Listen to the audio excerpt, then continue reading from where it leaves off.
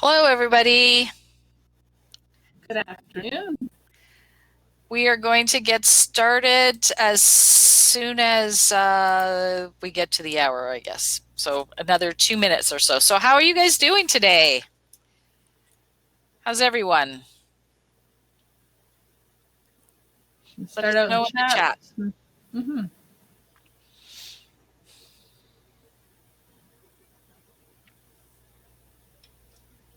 It's Wednesday. I am doing pretty good today. The weekend is 2 days away. Yeah, I find that this week's felt like it started slow for me, but it's progressing along now, so that's nice.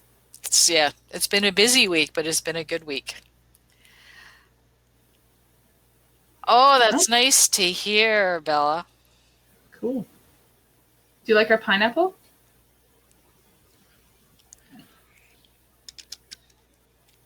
Reminds me of feels summery. Feels nice and warm and sunny, and yeah.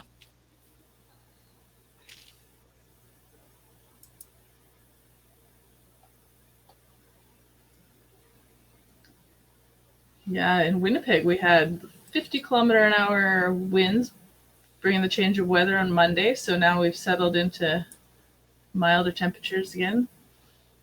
Yep. -5 today when I was out. It's -13 first thing this morning, but -5 when I was out at lunchtime. And it's going to be in double digits maybe next week, which is like, what? Bring up the shorts. Absolutely. All right, it's 3 o'clock. So, hello, everybody. For those of you who do not know us, I am Diane Bryan. I'm the manager of health promotion here at 17 Wing Winnipeg. And along with Deanne Bennett, who is a health promotion specialist, we are going to be presenting this webinar for you. So, we're going to look at nutrition. So, you think what you eat. So, the connection between nutrition and your mental well being is what we're going to look at today. So, interest, it's a little bit of a deviation about what we normally talk about, I think. Mm-hmm. When we're talking about nutrition, we usually tell you we're usually harping on you about food guide and portion sizes, and we're actually not really going to do that today. So I'm glad it's nice and sunny in Thunder Bay. That's nice, Diane. So when we think about it, our brain is always on.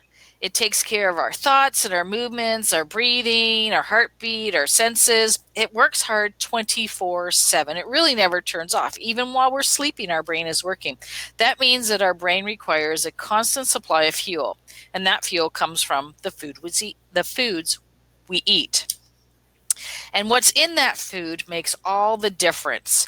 Simply put, what you eat directly affects the structure and function of your brain and ultimately your moods.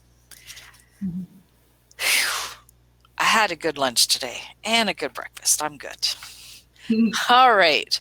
So I think Deanna and I are going to turn off our cameras right now so that you guys can see the presentation better, and we will get going with our couple mandatory slides and right into the presentation. So we'll see you at the other end.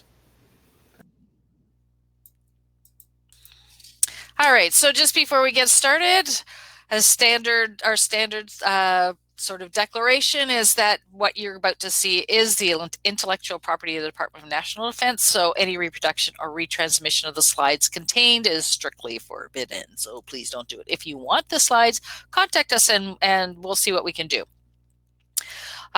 Some of the topics that we talk about in our webinars could be of sensitive nature. Not so much this time, but just, be aware that if you've got children around, that you just ask for parental discretion, that some of the things that maybe are going to be discussed may not be appropriate for them.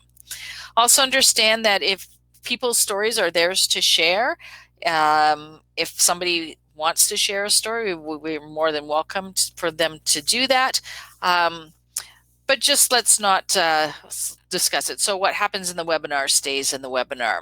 And this webinar is being recorded and will be available for viewing later.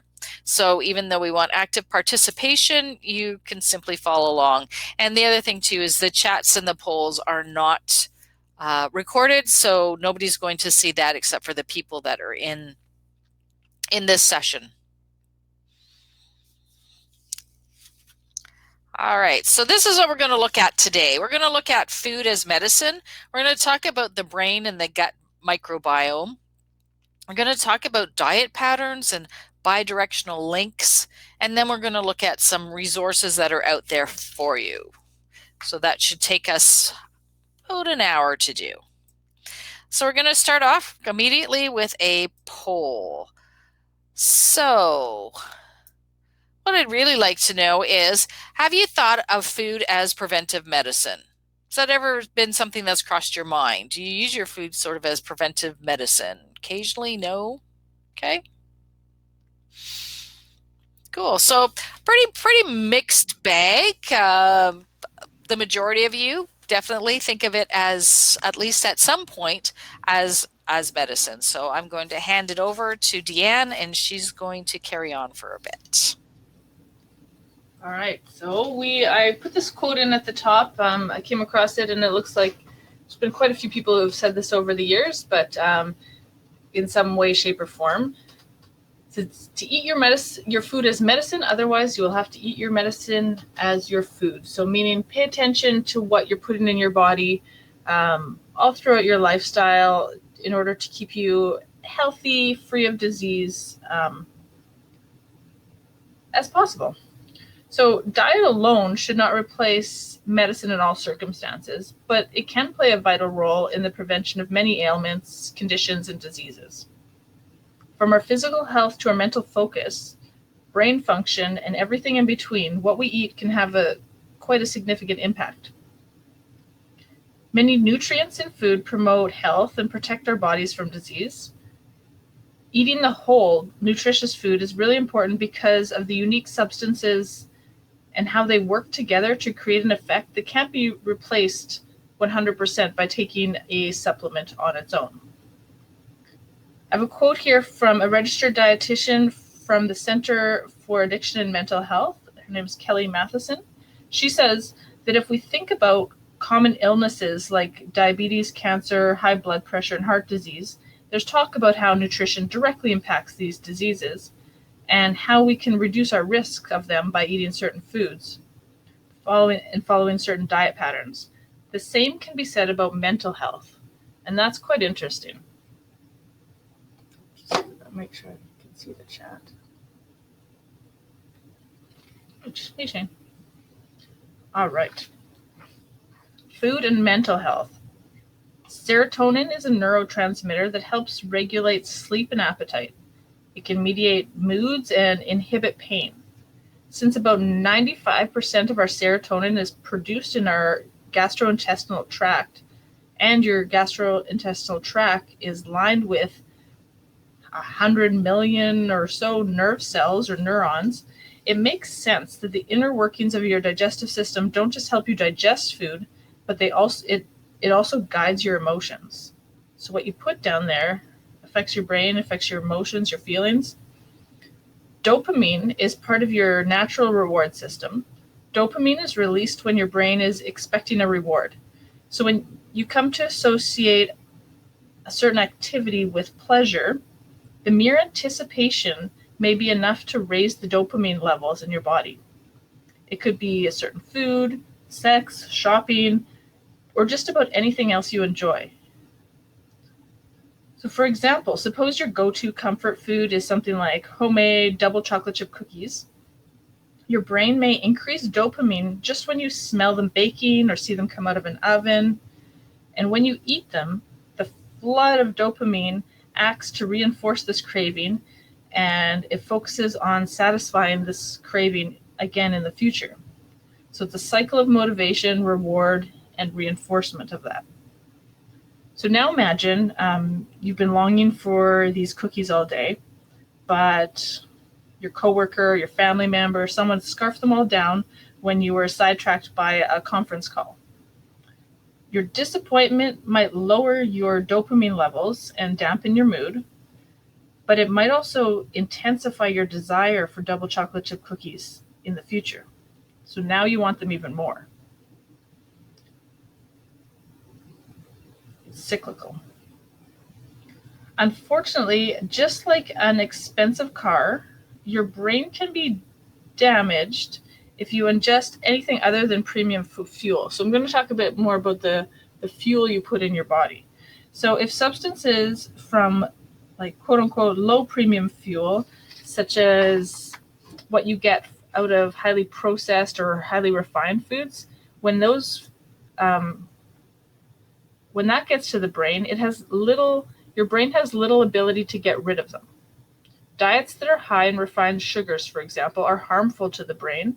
They actually inhibit the blood-brain barrier. Therefore, more of what you're eating does get directly to your brain than usual. And in addition to worsening your body's regulation of insulin, they also promote inflammation and oxidative stress in your body. So stress due to production and increased inflammation. Multiple studies have found a correlation between a diet high in refined sugars and impaired brain function, and even a worsening of symptoms of mood disorders such as depression. So there is a link there to the types of fuel you're putting in your body and how you feel. Consuming foods that are low in essential nutrients and contain excess fat and sugar have been proven to increase anger, aggression, and sadness. There have even been links made between inadequate nutrition and crime or aggression related to crime. Deficiencies, so what we're lacking, can play a larger role than once realized. In experiments with hamsters, those who were deficient in vitamin B3 devoured their newborns upon birth, as opposed to the hamsters who had an adequate supply of that same vitamin. So just being deficient in one vitamin changed the behaviors of hamsters that drastically. Inadequate supply of vitamin D and omega-3 fatty acids can be linked to decreased dopamine levels. So then our reward system that I talked about earlier isn't going to be functioning as normally. People who are depressed are found to have lower omega-3 fatty acid plasma levels than non-depressed controls in the study. So a decrease in omega-3 fatty acids can have a correlation to depression.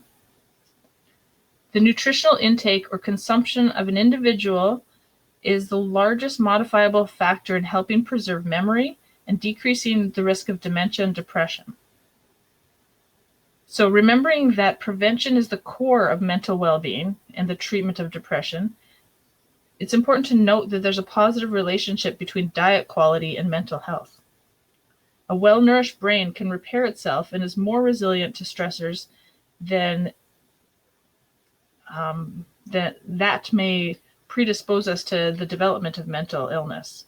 So a well-nourished brain can better repair itself and is more resilient to stressors and things that'll predispose us to the development of mental illness. Any questions? Any thoughts? Feel free to interact with the chat as we go along. Not a problem.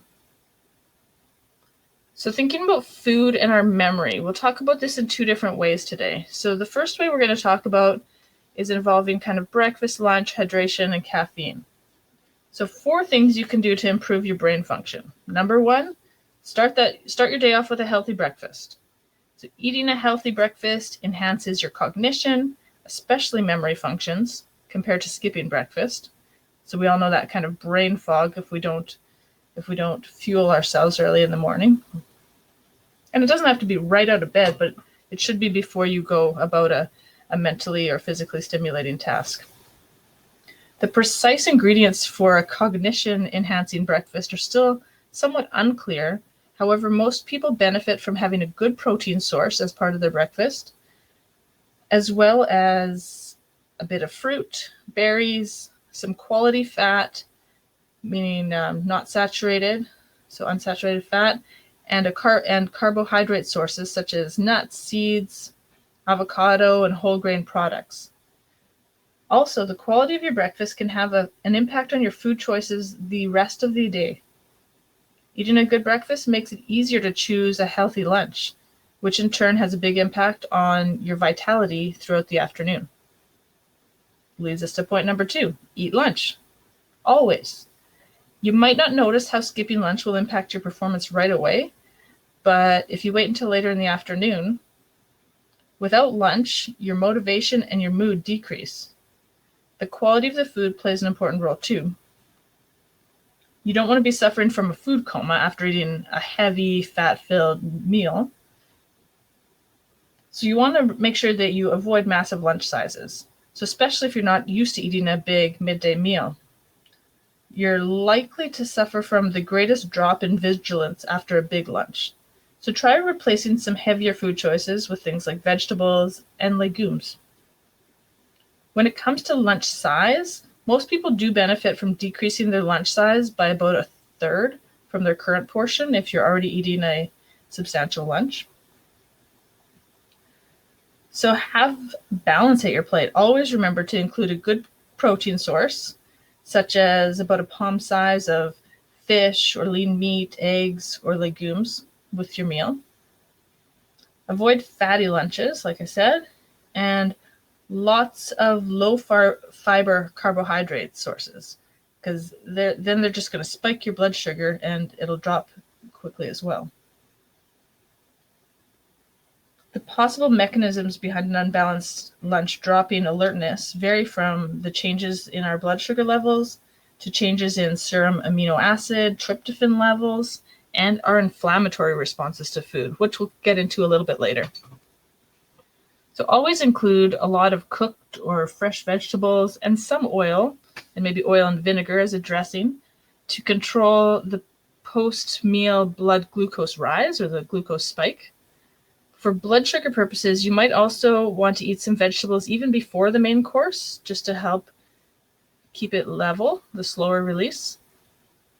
You might want to consider some berries as a dessert for the same purpose. And then hydration. So hydration and how it affects our memory and our cognition. Hydration throughout the day, even mild dehydration, can cause our cognitive functions, can cause a decrease in our cognitive functions and affect our mood and our energy levels.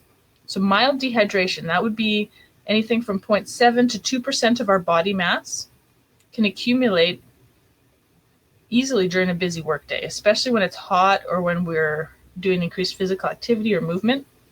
So to avoid dehydration, we need to learn to start our day with consuming 1 to 2 glasses of water, and then remembering to consume those few glasses of water throughout our workday, or have a water bottle or a glass with you and sip steadily through your workday. Try carrying a water bottle with you or keep a pitcher at your workstation as a reminder to finish it off before heading home or finishing up your work for the day. Skip drinks that include sugar, such as regular soft drinks, energy drinks, fruit juices, sugar or honey sweetened coffee and tea drinks. So try to get the fluid source without those extra calories. And then lastly, consider how coffee affects your day as well as your evenings. Caffeine increases alertness post-dose or post-consumption. You can exploit the advantage of this without the possible disadvantages of overdosing.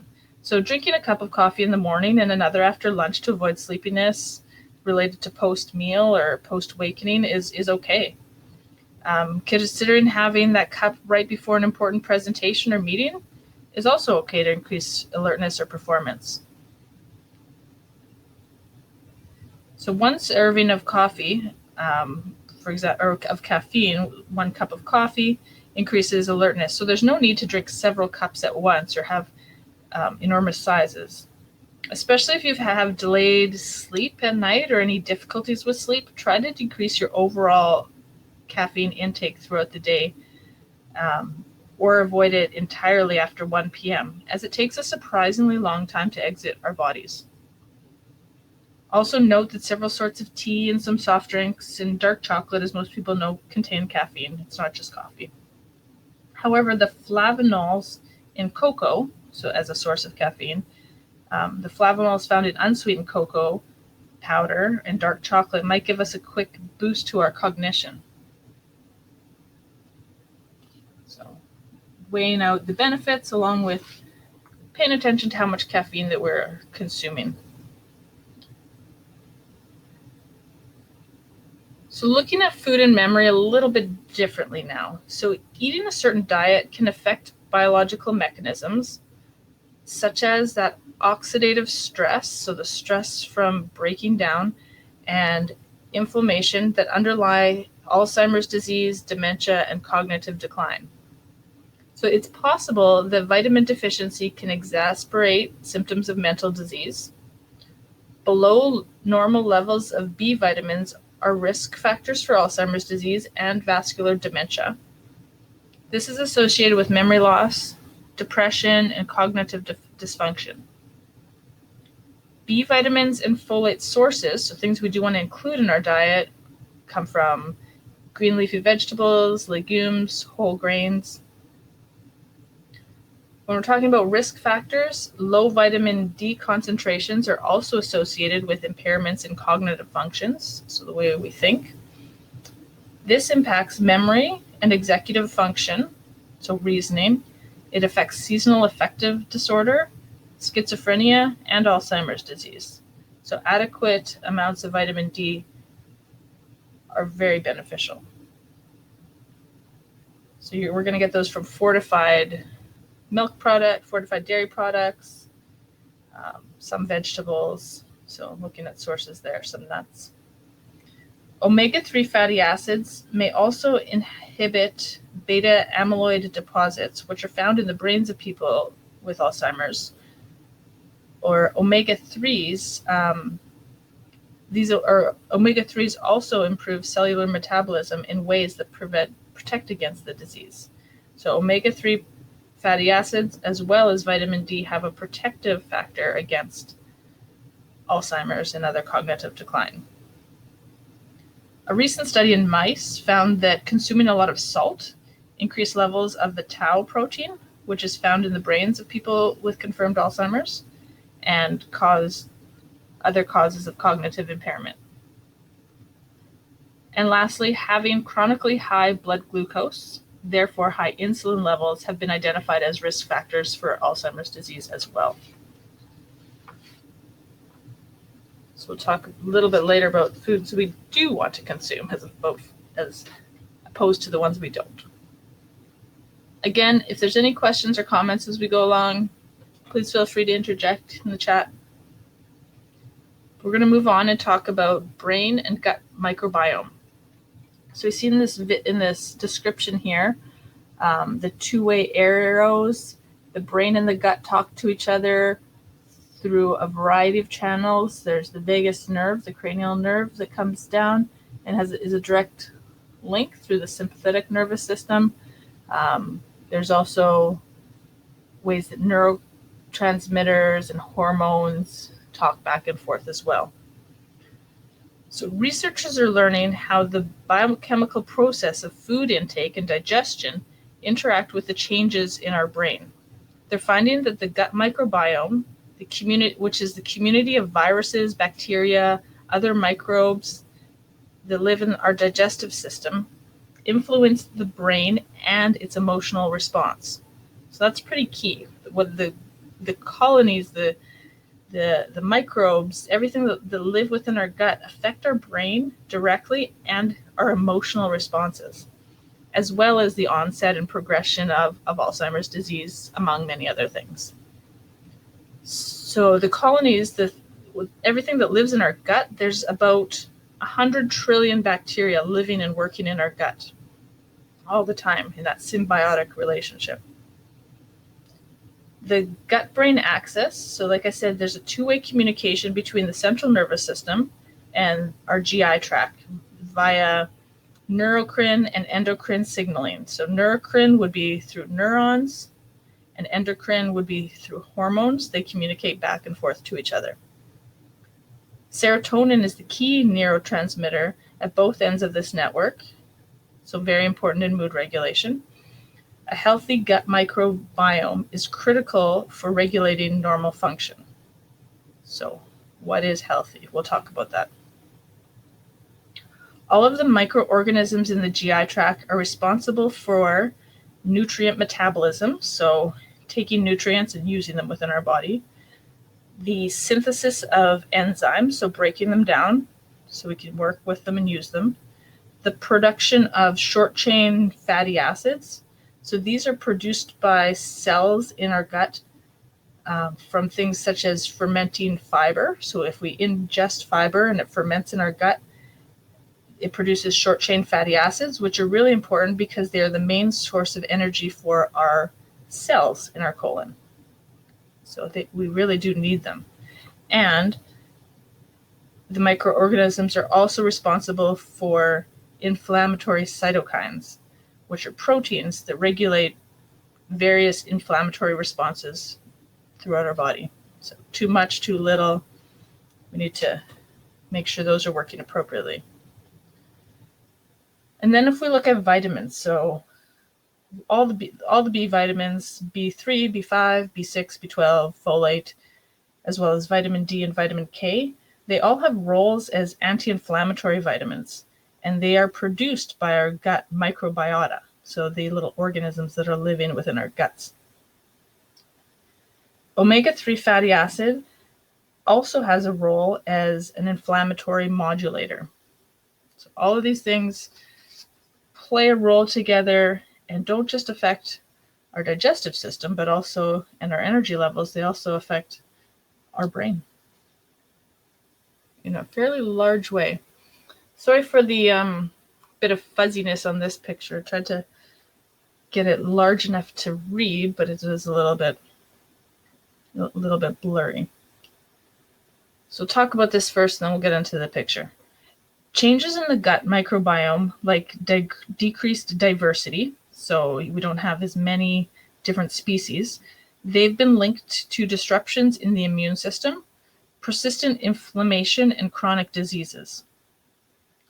An unbalanced gut microbiota, so like I said, the organisms living in there, alters the synthesis of vitamins and causes dysfunction in digestion, in our immune, endocrine, nerve, neuroendocrine, and immune pathways. So it's responsible for a lot of things, and it can really lead to us not working as optimally as we need to. And that can contribute to things like inflammation, obesity, and mood dysregulation. So that's really key, is when we're talking about mental health and our mood and how we're feeling, what we eat and having a healthy gut has a very strong relationship to how we feel. The Western diet of refined carbohydrate, high saturated fat, and low fiber diets inadequately nourish our microbiome. So that is responsible for decreased variability. So if we continue to eat those foods that I described exclusively, we're not going to have the organisms that digest fiber and thrive on fiber. If we don't feed the microbiota, then they will die off, and we can't always get them back.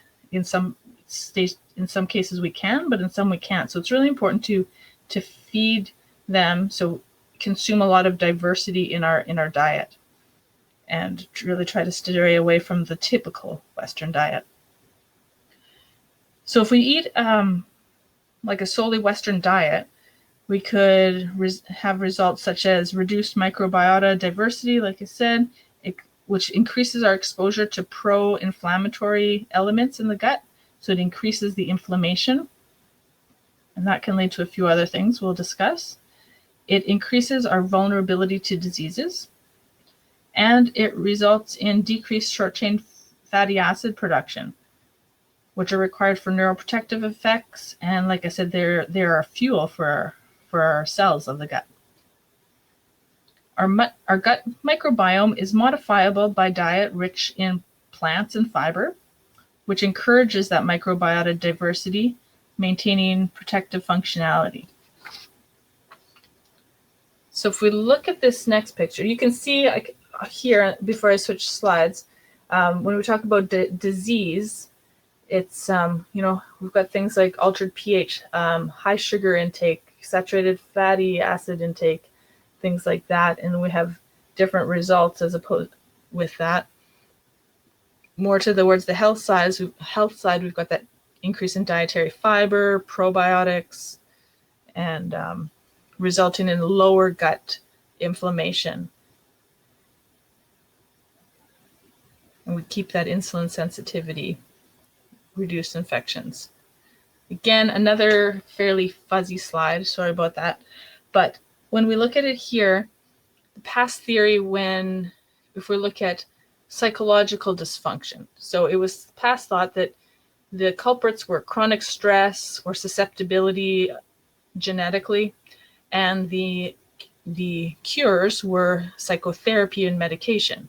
Now we're looking at it with the brain-gut axis and the dysfunction there. Yes, there's chronic stress. There's use of antibiotics or overuse of antibiotics, which kills off the good microbiota in the gut. So it kills everything, not just the bad, but kills the good as well.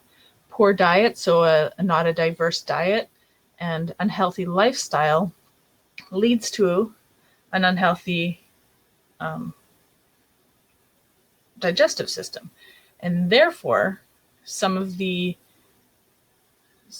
cures for looking at psychological dysfunction are things like having a healthy diet, psychobiotics, which is another name for previously referred to as probiotics, the live bacteria that are found in certain foods or supplements, prebiotics, which are the types of fiber that feed your gut bacteria, leading to all sorts of benefits, and FMT, that one I'm not as familiar with, but it is fecal microbiota transplantation, which is a way to replenish bacterial balance. So it sounds pretty disgusting, but it would be, if you have killed off a lot of the good bacteria within your gut, it would be just like it sounds, fecal microbiota transplantation, taking the source from somebody else and increasing the healthy bacteria back into your gut.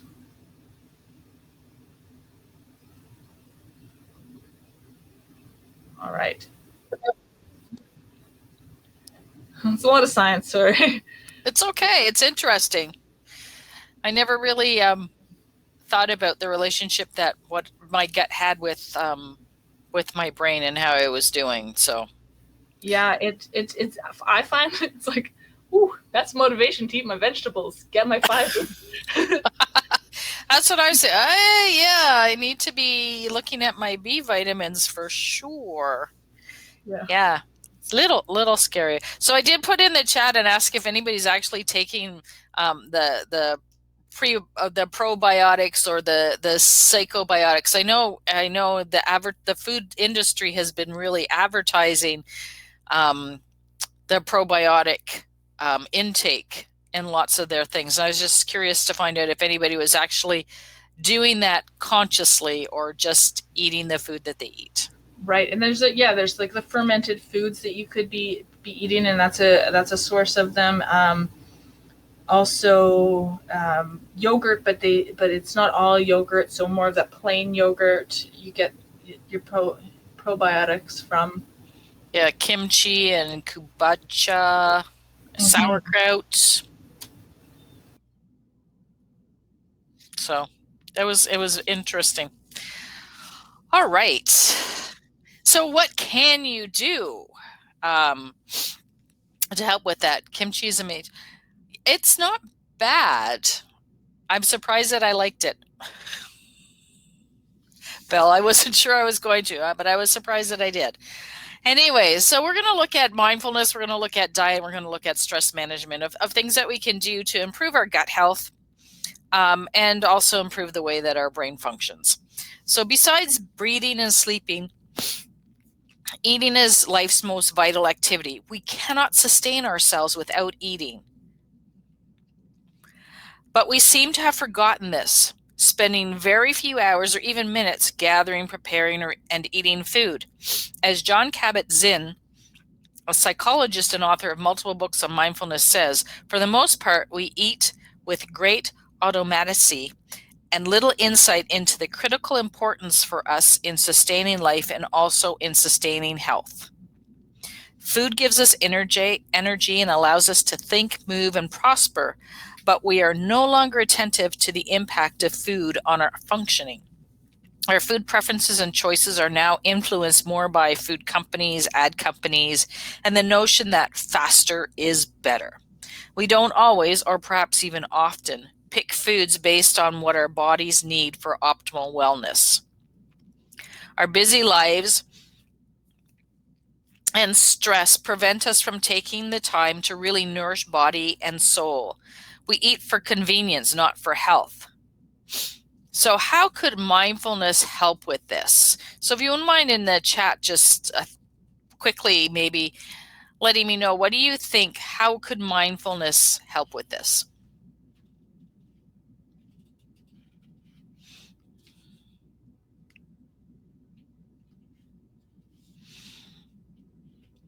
How could it allow us to not be eating for convenience only, but also for health?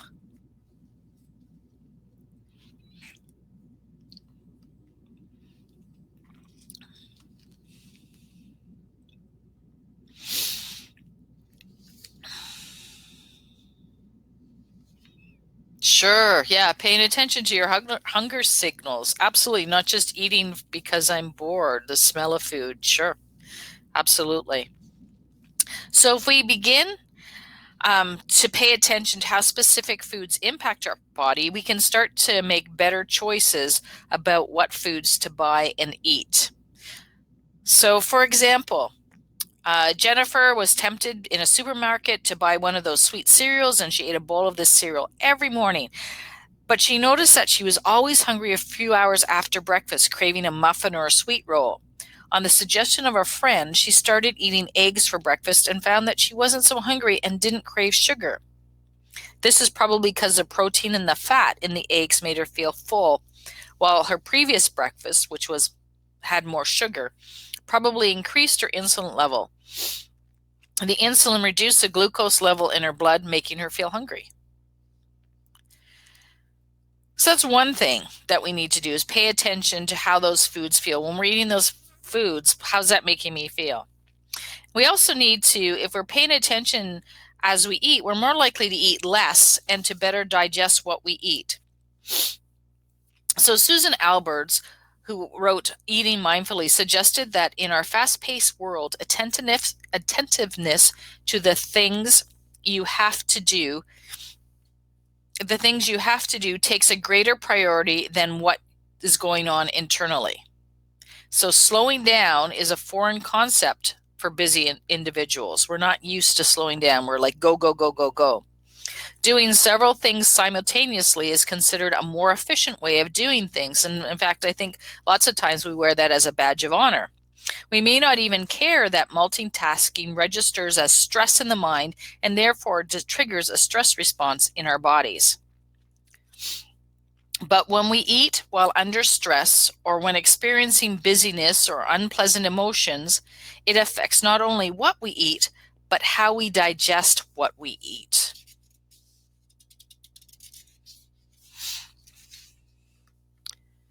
So how do you eat mindfully? Mindful eating is a full experience of our meal. Mindful eating is being present moment by moment for each sensation that happens during eating, such as chewing, tasting, and swallowing. When you take the time to experience your food through all your senses, so taste for the flavor, smell, the aroma, sight, how it's presented, the sound, the surroundings that you're in, and the touch, the movement of utensils, and the feel of the food, they suggest that you'll likely be truly nourished.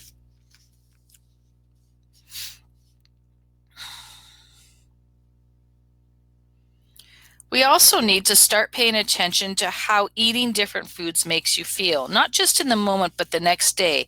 You could try eating a clean diet for 2 or 3 weeks. That means cutting out all processed foods and sugar, and see how you feel. Then slowly introduce foods back into your diet one by one and see how you feel.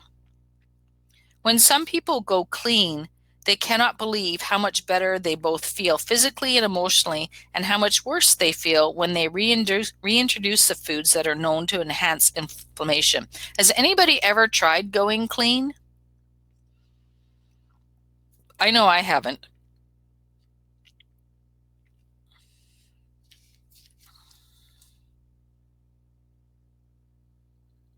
Nope. It's a little scary, the thought of that, I think. So, but I might give it a go. We'll see. No carbs. Okay. No carbs is in no pasta, no breads, that type of carb. You're still eating vegetables, right? Okay, just checking. Unhealthy diets high in sugary drinks, fast food, and refined grains are a main contributor to conditions like heart disease, diabetes, and obesity. These processed foods harm your gut bacteria and promote insulin resistance, chronic inflammation, and overall disease risk, as Deanne talked about when she was talking about your gut biome. A study of over 100,000 people found that every 10% increase in ultra-processed food intake resulted in a 12% increase in cancer risk. Additionally, a study on worldwide mortality and disease showed that in 2017, 11 million deaths and 255 million disability-adjusted life years were likely due to a poor diet. So disability-adjusted life years measures the burden of disease, with 1 unit representing the loss of 1 year of full health. So that's a lot of years of healthy living that we're losing by eating ultra-processed foods. Is there any questions about that? It's a little scary. Dan, if you're thinking about it, yeah, I think it does take like planning and prep to do it. Maybe that's why I haven't done it yet. The planning and prep to go clean. Anyways, we'll talk now about stress, distraction, and digestion. You might think that the stress response doesn't really apply because you don't eat much when you're stressed. But distraction can act just like stress in terms of the impact on your digestive system. There is a study that's often cited, was in 1987, and was published in the Journal of Gastroenterology, illustrated how metabolism and digestion are altered under perceived distraction and stimuli. So in this study, participants consumed a mineral drink while they were in a relaxed state. Researchers found that the participants absorbed 100% of the drink's nutrients in this relaxed state. Then the participants were asked to concentrate as 2 different people spoke to them simultaneously. In one ear, someone spoke about intergalactic space travel, while in the other ear, someone spoke about financial planning. When the subjects were exposed to this listening conflict and given the same mineral mix, they showed a significant reduction in assimilation that lasted up to an hour afterwards. The simple act of attending to 2 stimuli at once dramatically altered their metabolism, even though we might not normally consider this to be very stressful. And then consider that people often read the newspaper or watch TV or drive the car while eating. So these distracting stimuli can to some degree impair the ability to digest your food fully. So stimuli is going to impact digestion. And I'm thinking lots of times I'm sitting there eating my lunch or even my breakfast, and I've got either the newspaper there or I've got my phone out, and I'm distracted by that and not really paying attention. So I'm thinking, look, okay, so is that having an impact on how I'm eating? How I'm digesting my food. So the bottom line is, if you're eating while overloaded with stimuli and under stress, your body doesn't know that it's supposed to be digesting. As you dash out the door in the morning, toast in hand, or eat lunch in front of a computer screen, or when anxiously worrying about the day or experiencing negative emotions tied to relationship, the message you're giving your body is don't digest. Right? Because when we're under that stress response, that's one of the things that shuts down is our digestive system. To your body, these stimuli, while not dramatic or intense, are being chased by a saber-tooth are not as dramatic or intense as being chased by a saber-toothed tiger. They're still being registered as an emergency. So you can experience digestive symptoms such as heartburn or the feeling that food is just sitting in your stomach, bloating, belching, and overall stomach pain. The nutritional value of even the healthiest meal is diminished because the digestive system isn't functioning optimally to absorb the nutrients. Stress also inhibits concentration, memory, and reason, which can impact your planning and choice of food as well. It's not so pleasant. Any questions?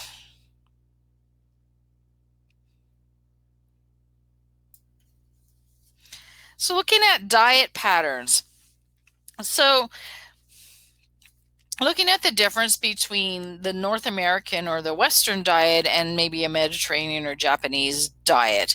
So depression rates are 25 to 35% lower in people who eat a Mediterranean or Japanese diet as versus the typical Western diet. So scientists stated that the major difference between the two dietary patterns, so the Western diet versus a Mediterranean or Japanese diet, was the high amount of vegetables, fruits, seafood, and unprocessed grains with modest amounts of lean meat and dairy that happened in the Mediterranean or Japanese diet. And they also had limited processed and refined foods and sugar.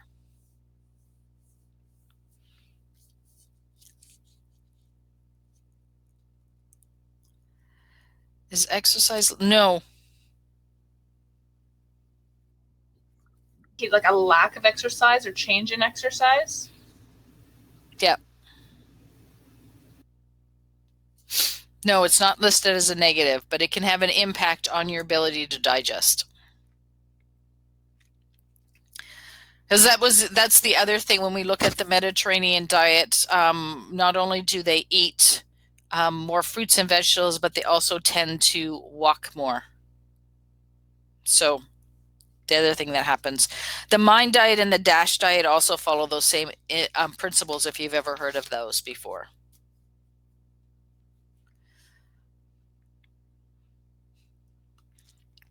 So now we're going to look at the bi-directional links. So if you don't feel good, you make poor food choices. If you make poor food choices and then you don't feel well, so I make poorer choices in my food. And sort of the cycle continues, and it just seems to be a circle that you can't get off of, right? So new studies suggest that our emotions can make us perceive the taste of food differently and most significantly, less able to register how much fat we're eating. Researchers from the University of Würzburg in Germany also found that when people are particularly happy or sad, they are better able to detect bitter, sweet, and sour flavors. In fact, after watching emotional videos, the study participants' ability to detect these tastes were increased by about 15%. So when we eat when we're bored, we don't really taste our food. Another insight with food and emotions or emotional eating is that many of us have grown up using food as a reward or distraction. If we have felt bad or we hurt ourselves, we were given a treat to calm ourselves. This was often high sugar, a high fat item, and our brain begins to associate this with feeling better. So Ashley Gerhardt, a University of Michigan associate professor of psychology and a clinical psychologist, performs research at the University of FAST, which stands for the Food Addiction Science and Treatment Lab. Her focus is on the association between highly processed junk food and whether they trigger addictive properties similar to cigarettes and booze. What do you think? Do they? Quick thumbs up if you think they do.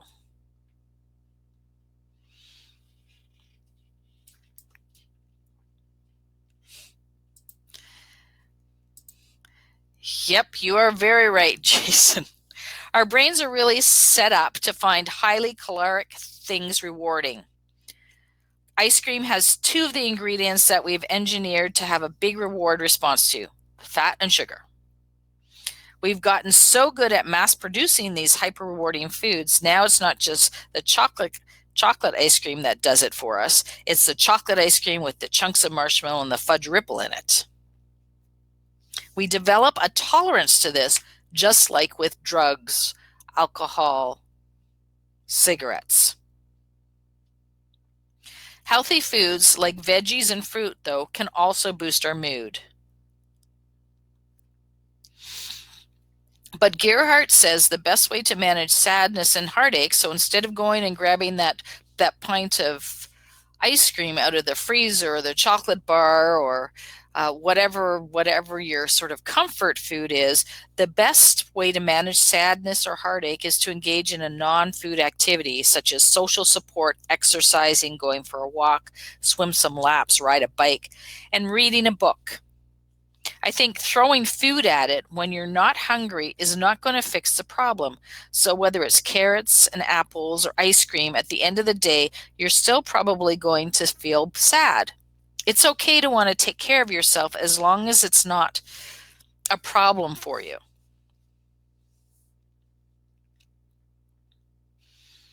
Right, so to avoid problems like binge eating or eating disorders, Gerhardt says people need to identify real expectations related to food.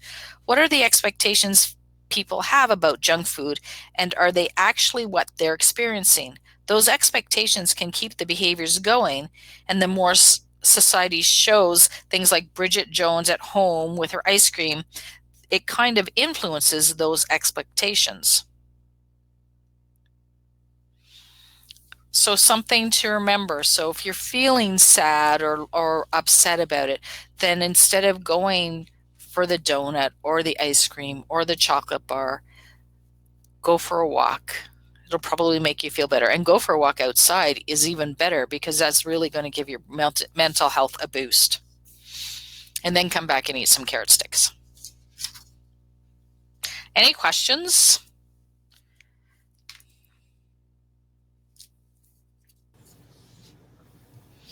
So we have a short video of some tips to leave you with, but before then, I'm going to go to the resources slide. We've got some of the resources that we typically promote or provide, which is the CAF Members Assistance Program, which is also the EAP line, and the 24/7 referral services. The Family Information Line with trained counselors on there, available 24/7 as well. If you're in Manitoba, Manitoba 211 is a really good resource for mental health.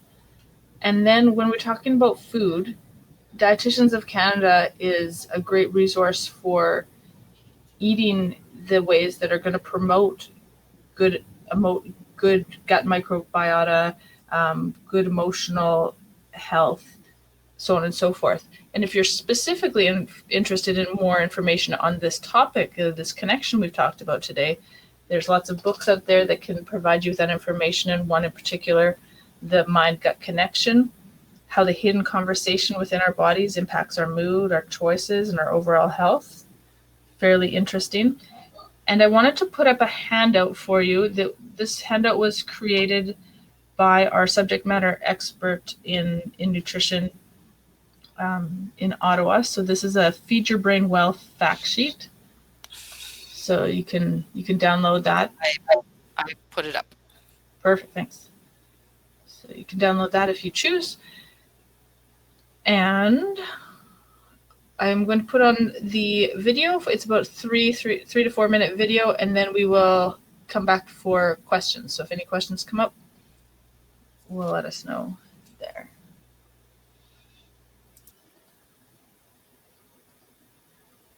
Just under Food 3.5 and minutes. mood. 8 ways to get you thinking about how your food affects your mood.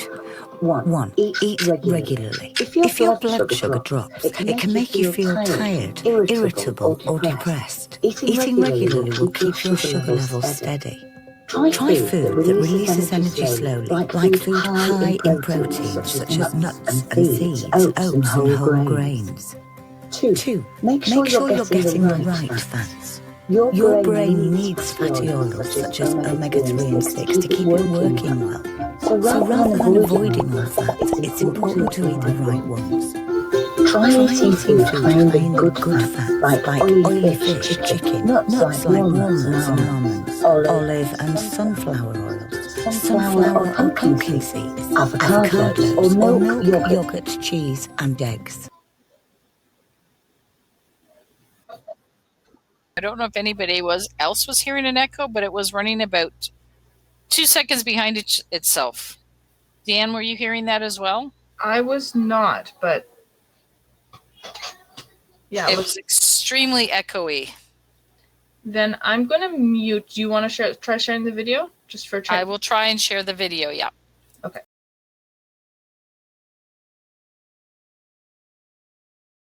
It echoes. 3. Increase your protein. Protein has amino acids in it. These make up the chemicals. Food and mood. 8 ways to get you thinking about how your food affects your mood. 1. Eat regularly. If your blood sugar drops, it can make you feel tired, irritable, or depressed. Eating regularly will keep your sugar levels steady. Try food that releases energy slowly, like food high in proteins such as nuts and seeds, oats and whole grains. 2. Make sure you're getting the right fats. Your brain needs fatty oils such as omega-3 and 6 to keep it working well. So rather than avoiding all fat, it's important to eat the right ones. Try eating food high in the good fats like oily fish, chicken, nuts like walnuts and almonds, olive and sunflower oils, sunflower or pumpkin seeds, avocados, or milk, yogurt, cheese and eggs. 3. Increase your protein. Protein has amino acids in it. These make up the chemicals your brain needs to regulate your thoughts and feelings. It also helps control your blood sugar levels. So try eating protein-rich foods, lean meat, fish, eggs, cheese, legumes like peas, beans and lentils, nuts and seeds. 4. Drink more. If you're not hydrated enough, you might find it difficult to concentrate or think clearly. You might also start to feel constipated, which puts no one in a good mood. Water is great, but why not try drinking herbal or green tea or diluted fruit juice? 5. Eat a rainbow of fruit and vegetables. Vegetables and fruit contain a lot of the minerals, vitamins and fibre we need to keep us physically and mentally healthy. Eating a variety of different colours every day means you'll get a good range of nutrients. 6. Cut down on the caffeine. Having too much caffeine can make you feel anxious and depressed, disturb your sleep, especially if you're having it last thing at night, or give you withdrawal symptoms when you stop suddenly. Caffeine is in things like coffee, tea, chocolate, cola, and energy drinks. You might feel better if you stop drinking caffeine completely, but just cutting down will help too. 7. Pay attention to your gut. Your gut and your brain use similar chemicals. So, keeping your gut healthy can help to keep your brain healthy too. Healthy gut foods include fibre-rich foods like fruits, vegetables and whole grains, and live yogurts which contain probiotics. Remember that it might take time for your gut to get used to a new eating pattern, so make changes slowly. 8. Are you intolerant? Sometimes people have food intolerances, which can affect both your mental and physical health.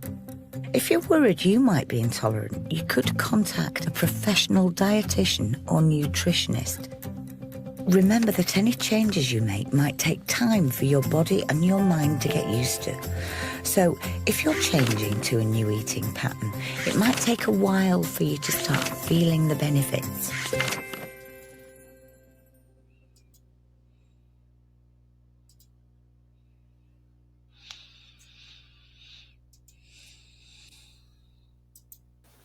All right, so we can throw our cameras back on here and please feel So any questions? Questions, yeah. Excited. But I think I need to make changes to my diet. Mm-hmm. So aside from questions, if you have any thoughts or comments on what we discussed today, that's good too. I'm going to throw up the last poll just for a little bit of feedback. If you feel like what we discussed today is beneficial to you or something that you can use in your daily living, or not, just answer accordingly, and it's good. It's good information to have. Absolutely. We also have been discussing that we have webinars booked up until the end of March, but continuing on after the fact. If there are any topics of interest that any of you have, please feel free to put that in the chat, whether it's this week or other weeks that you're joining us. We can look at providing that information. Yeah, absolutely. We would like to do that. So next week we're going to talk about anger, I believe. Yep.